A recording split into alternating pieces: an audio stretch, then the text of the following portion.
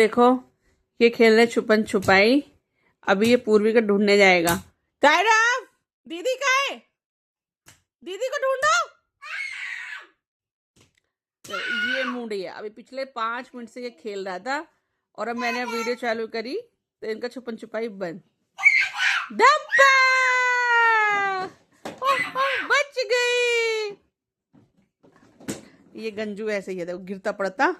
इसे मैंने गंजू करा दिया है तो ये अपने गेम में लगा रहेगा और जैसे खेलता रहेगा। और अभी मैं कुछ काम करने के लिए चलूँ, काम करने के लिए, तो ये खेलेगा नहीं। इतना नहीं चिल्लाते। इन दोनों का एक दूसरे के बिना मन नहीं लगता। ये दोनों में से एक भी घर से बाहर जाए तो एक अपने आप ऐसे हो जाएगा जैसे मुरझा गया है, बिल्कुल ना खेलेगा ना कुछ। और साथ में रहेंगे तो एक दूसरे से लड़ते रहेंगे, मार पिटाई करते हैं।